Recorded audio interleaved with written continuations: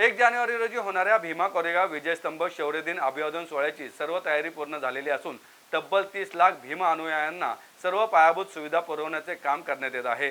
यंदाच्या वर्षी देश विदेशातून अनुयायी अभिवादनासाठी येणार असून आतापर्यंत उपलब्ध माहितीनुसार लंडन, अमेरिका, कॅनडा, UAE सह तब्बल 16 देशातून भीम अनुयायी अभिवादनासाठी येणार आहेत अशी माहिती भीमा कोरेगाव विजयस्तंभ शौर्य दिन समन्वय समितीचे अध्यक्ष राहुल डंबाळे यांनी दिली आहे।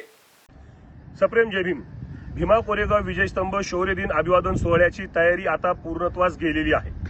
या ठिकाणी 31 डिसेंबर आणि 1 जानेवारी रोजी तब्बल 20 लाख भीम अनुयायी अभिवादनासाठी येतील ही शक्यता गृहीत धरून जिल्हा प्रशासनाच्या वतीने सर्व पायाभूत सुविधा या ठिकाणी पुरवण्याचा प्रयत्न सुरू आहे।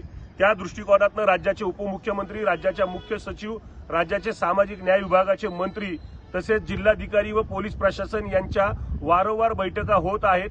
त्यातून हे नियोजन अतिशय चांगल्या देखण्या स्वरूपात पूर्णत्वास जात आहे। आंबेडकरी अनुयायांनी कोणत्याही अफवांना बळी न पडता कोणताही तणाव या ठिकाणी नाही याची शाश्वती बाळगत या ठिकाणी सहकुटुंब अभिवादनाला यावं असे आवाहन आम्ही भीमा कोरेगाव विजयस्तंभ शौर्य दिन समन्वय समितीच्या वतीने करत आहोत। तसेच यावर्षी पहिल्यांदाच विविध देशांमध्ये स्थिरावलेले भीम अनुयायी हे या ठिकाणी अभिवादनाला मोठ्या संख्येने येणार आहेत।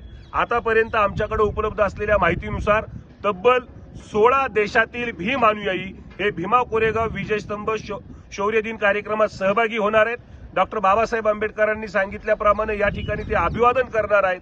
मग यामध्ये अमेरिका असेल, लंडन असेल, आफ्रिका असेल, साऊथ आफ्रिका असेल किंवा इतर देश असतील या ठिकाणावरून हे अनुयायी येणार आहेत।